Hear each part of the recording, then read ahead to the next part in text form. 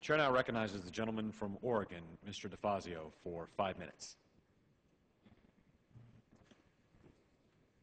A lot of talk around here about millions, billions, and trillions, but let's just try and put a face on some of the cuts the Republicans put in H.R. 1. I think one of the meanest of their cuts and the stupidest of their cuts is to eliminate a program called YouthBuild. Now, I'm sure most of them don't know what it is. They've never met with the kids who come back here every year. This is a program that started in 1992 under George H.W. Bush.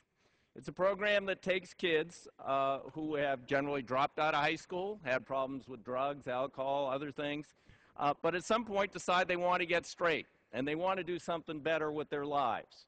So this program takes kids between 18 and 16 and 24, helps them get their GED, gets them some counseling, gets them involved in peer groups.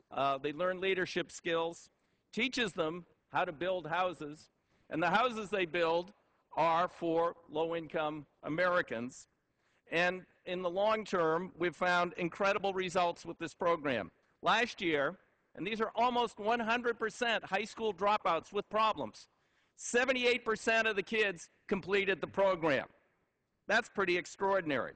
And now, after when they leave the program, the longevity of the effect of this program, 7 years after completing the program, 75% of the YouthBuild kids who had problems with drugs, alcohol, homelessness, dropped out of high school, everything else, are either in college or employed in jobs earning more than $10 an hour. Now, that's a pretty darn good investment. Now, what does this cost, and why would the Republicans zero it out? Well, it cost $102 million last year for 20,000 students.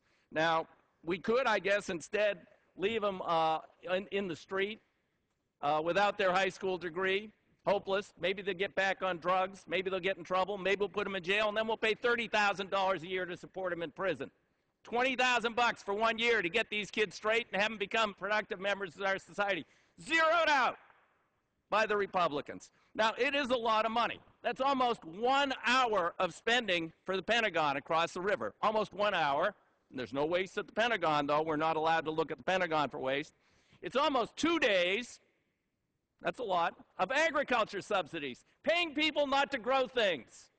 So 2 days of paying people not to grow things, or a year's funding for a program that takes kids who've been in trouble but want to do better, want to learn some skills, want to be productive members of society, and helping them get a leg up.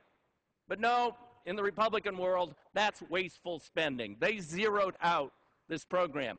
I met with 8 of these kids last week. I meet with them every year when they come back. I urge my Republican colleagues, for once I asked if they'd seen the Republican member of my delegation. They said no, they met with a staff person, maybe an intern. Republicans can't seem to be bothered. But they should listen to these kids. There's a lot of wisdom there. And I think future leaders there. They've gotten their lives straight, and they've gone through some hard times. And we gave them a little help. Yeah, 1 year. They get $500 a month while they're in the program, while they're building houses for low-income people, learning skills. And as taxpayers in the future, they'll pay that back pretty darn quickly. Now, I wonder why they eliminated this program. First of all, I'm sure they don't know what it is. They've never met with the kids. They don't care.